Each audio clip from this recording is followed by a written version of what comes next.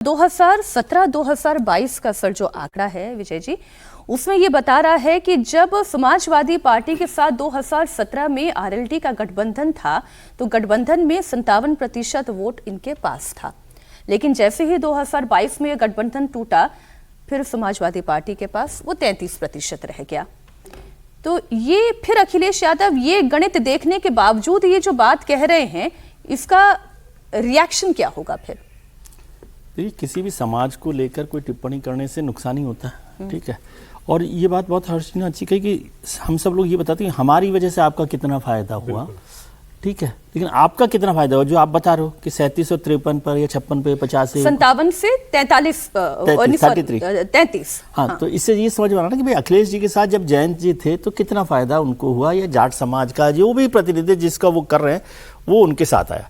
इसका मतलब ये नहीं है कि जयंत जी का फायदा नहीं हुआ होगा अखिलेश जी के साथ, क्योंकि वो क्यों जाते हैं उनके साथ, तो जयंत को भी उनका फायदा हुआ। और उससे अखिलेश जी की नाराजगी असली वजह क्या है कि एक तो जो एमएलए मिले वो तो ठीक है, अखिलेश जी ने अपने स्टेक पर उनको राज्यसभा भेज दिया जयंत जी को, और उसके बाद वो चले गए। ये उनको एक तकलीफ है, असली बात तो ये है, ठीक है। फिर दूसरी बात है, चौधरी चरण सिंह जी का नाम बार बार लिया जाता है, तो भले ही जयंत चौधरी उनके ग्रैंडसन हैं चौधरी चरण सिंह के, लेकिन समाजवादी पार्टी उनका पॉलिटिकल वसीयत अपने नाम समझती है कि वारिस वो है पॉलिटिकल। क्यों ऐसा समझती है? मुलायम सिंह की वजह से, क्योंकि मुलायम सिंह अपना पॉलिटिकल गुरु के तौर पे चौधरी चरण सिंह को देखते थे, और ये बात ठीक भी है कि वो समाजवादी पार्टी के नेता के तौर पर चौधरी चरण सिंह हमेशा रहे। मुलायम सिंह जी ने हमेशा मुलायम सिंह यादव को मुलायम सिंह यादव बनाने का काम तो चौधरी चरण सिंह जी ने किया। हाँ, तो वही मैं कह रहा हूँ ना, तो इसलिए वो मानते हैं। तो फिर ये चवन्नी मैं कह रहा हूँ कि राजनीतिक वसीयत जो है, राजनीतिक वारिसदारी जो है वो समाजवादी पार्टी के पास है। अब जयंत उसके वो हो गए क्लेमेंट, पहले होता था भाई उनके साथ ही तो दो भाई एक साथ चल जाए तो ठीक रहता है, अब यहाँ पर ये परेशानी हो गई। और मुश्किल क्या है कि वेस्टर्न यूपी में समाजवादी पार्टी उतनी मजबूत पार्टी नहीं है वहाँ पर, तो वहाँ जाट वोट जो है 17% है, 20% है, 10% है, वो वोट इधर उधर कर सकता है। भारतीय जनता पार्टी के लिए जयंत चौधरी का आना उस वोट बैंक को मजबूत करता है, लेकिन ऐसा नहीं है कि भारतीय जनता पार्टी के पास जाट वोट बैंक नहीं है, मैं उसका बल्कि भी जाट नेता भी बहुत सारे हैं उनके पास। इसका उदाहरण भी मैं दे देती हूँ।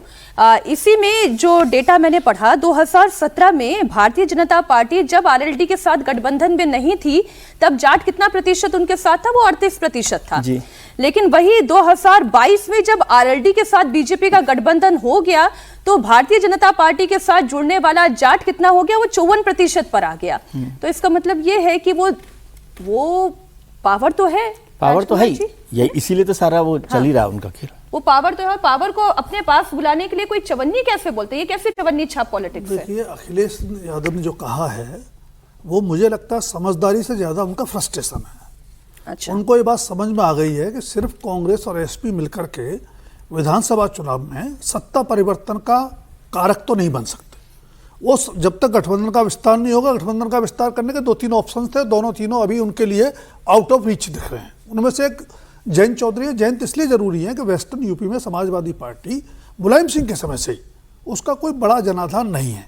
मुस्लिम वोट बैंक उसको मिलता रहा है, लेकिन जब तक जाट वोट बैंक उसके साथ मिलता नहीं है तब तक कोई विनिंग कॉम्बिनेशन बनता नहीं है। अब मैं थोड़ा सा इसको अगर आप समय दें तो जो मुलायम सिंह का आपने कहा, मुलायम सिंह को चरण सिंह ने बनाया जो कुछ बनाया जी, इसमें कोई दो राय नहीं है। और दूसरी बात मैं एक और कहूँ उससे आगे जाके कि चरण सिंह को इतना बड़ा नेता अगर बनाया तो उसमें जाटों के साथ साथ यादवों का और दूसरी बैकवर्ड जातियों का बहुत बड़ा योगदान था। भाई जाट तो वेस्टर्न यूपी में है, ईस्टर्न यूपी में तो है नहीं जी, बिहार में तो है नहीं। और चौधरी चरण सिंह की जो राजनीति थी, अगर आप थोड़ा 75, 77, 84 तक भी देख लें, चौधरी चरण सिंह किसानों के नेता के तौर पर बड़े हुए। तो यूपी से लेके हरियाणा, बिहार, राजस्थान, उड़ीसा तक, पंजाब में ठीक है बादल की वजह से थे, या बाकी स्टेट्स में भी थोड़ा बहुत उनका था, मध्य प्रदेश में भी 2-4 एमएलए जीतते रहे, तो वो इतने बड़े नेता थे। लेकिन दिक्कत यह हुई कि मुलायम सिंह यादव, 3 यादव हुए यूपी की राजनीति के बड़े, और उनमें रामनरेश यादव, मुलायम सिंह यादव और बलराम सिंह यादव। रामनरेश और मुलायम सिंह दोनों लोकदल के साथ थे, चौधरी चरण सिंह के साथ। 77 में जब जनता पार्टी बनी और पहली बार उत्तर प्रदेश में मतलब एक गैर कांग्रेसी सरकार बनी, सम्मिश्र सरकार तो 67 में ही बन गई थी जी। तो रामनरेश यादव को बनाया गया जो आजमगढ़ से आते थे। रामनरेश यादव ने मुझे बताया था, संयोग की बात, संयोग कहिए दुर्योग कहिए, तीनों नहीं है। रामनरेश यादव ने बताया था कि मुलायम सिंह यादव कितनी बारीक राजनीति करते हैं। वो लोकदल में चौधरी चरण सिंह को दिखाते हैं बलराम सिंह यादव का डर कि अगर मैं कमजोर पड़ूंगा, कांग्रेस की सरकार है तो मेरा एनकाउंटर करा देगा, मरवा देगा। वही डर बलराम सिंह यादव कांग्रेस में दिखाते थे अपने आप को मजबूत करने के लिए कि मुलायम सिंह यादव मुझे मरवा देगा। तो एक तो मुलायम सिंह यादव कैसे आगे बढ़े, इसमें दो राय नहीं है। बात मैं जोड़ दूं, क्योंकि आपने जब ये किस्सा छेड़ा भी 2-3 दिन पहले ही, जब इस पे एक और एनालिस्ट से मेरी चर्चा हो रही थी, तो उन्होंने बताया कि मुलायम सिंह यादव जी ये पॉलिटिक्स बहुत अच्छे से जानते थे।